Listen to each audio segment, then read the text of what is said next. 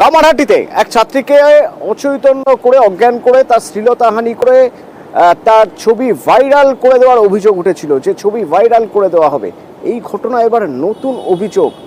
যখন ওই ছাত্রীর পরিবার থানায় অভিযোগ জানায় তখন চাপ দেওয়া হয়, নেগোশিয়েট করতে বলা হয় এবং 30,000 টাকার বিনিময়ে অভিযোগ তুলে নিতে চাপ দেওয়া হয়। ছাত্রীর বাবা কি বলছেন শুনুন। बाबा समझ में तो पाची में बोले रहे कि पैसा 10-20 हजार पैसा लगी तो हम तुमको दे सके, हमको पैसा ना चाहिए, हम लोग गरीब बने या हम लोग इज्जत से मरे जाए।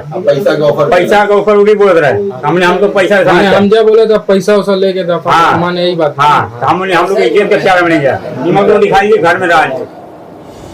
প্রতিনিধি সুবীর আমার সঙ্গে রয়েছেন। সুবীর, এই ঘটনায় অভিযোগ যখন থানায় দায়ের হয় তারপর থেকেই যে 3 অভিযুক্ত, সেই 3 অভিযুক্তের কোনো হদিশ মিলছে না।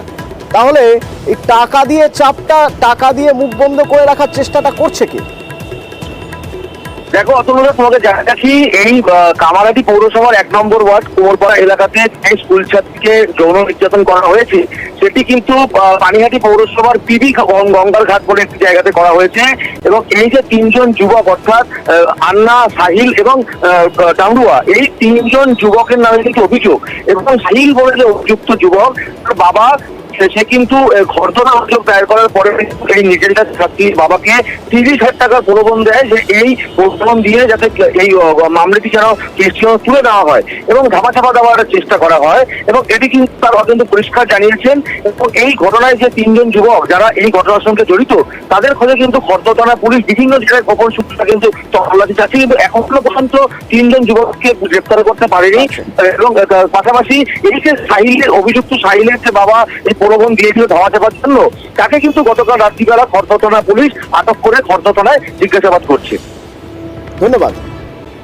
এই যদি সত্যি হয় ক্ষমার অযোগ্য, এবং আমরা চাই তার যথোপযুক্ত শাস্তি। কোনো রকম ভাবে এর প্রলোভন দেবার জন্য যারা যারা এর সঙ্গে যুক্ত আছে তাদেরকেও ইনকোয়ারির মধ্যে নিয়ে এসে তাদেরকে সবাইকে হেফাজতে নিয়ে এবং তার উপযুক্ত শাস্তি দেওয়া।